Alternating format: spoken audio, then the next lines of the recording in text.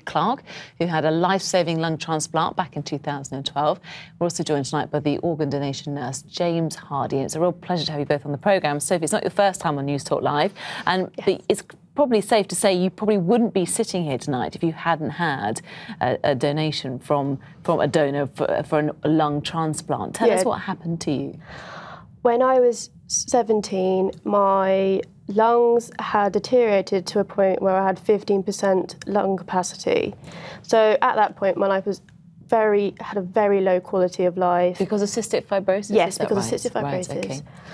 And I was on 24-hour oxygen, on a ventilator most of the day, and in a wheelchair, and I was completely dependable on my family to help me. And we have a picture, actually. I'm sure you won't mind us showing this. We've cleared it with you already, but this is before the op, and you weren't at all well, really, here, were you, in this photograph? No, I think it's very safe to say that I really didn't have very much time at all, which is awful to say, isn't it? OK, let's go on to a much nicer photograph, because this is afterwards. You had the operation was an amazing success, and here you are on a exercise bike, and you've had an awful lot of rehabilitation work since then, and you look absolutely fabulous now. Thank you. And you feel good? How is your life now versus what it was like back then? My life right now is completely unimaginable.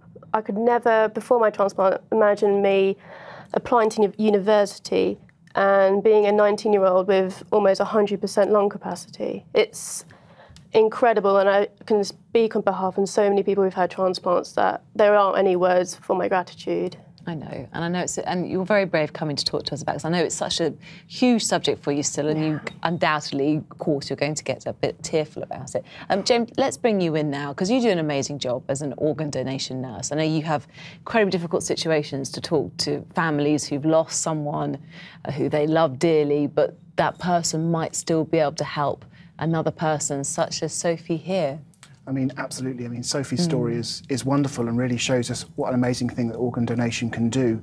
But sadly, the situation in the UK is that 3 people a day die due to a lack of transplantable organs. And that really is because 60% of families that we ask say yes.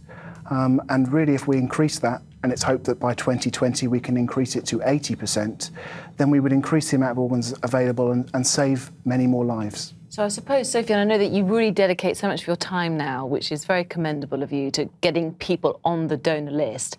How important is it then to not only be on the list, but then to tell your family this is what you want to do? I can't stress it enough how important it is to tell your family. The fact I know too many people who have not got their call and never did get their call because they died waiting on the transplant list. The fact that if you can discuss, it's a very sensitive subject, but discuss your wishes to save people, up to 9 people when you've died, is so important. And so someone like me can live and not die at a young age of 17.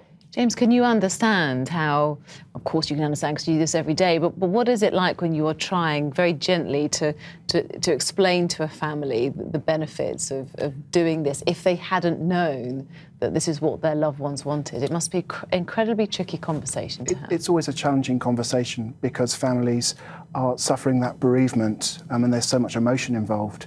But if you register yourself as an organ donor and tell your family, you remove some of that burden away from your family because they know what your wishes were and what you would want in these circumstances. Nobody likes to think about what will happen to them when they die, but this, as Sophia said, is such an important discussion to have with your family. And I suppose, Sophie, you'll be happy when there's no one on a transplant list. Is that when your work will be done? Oh, that would be an incredible day.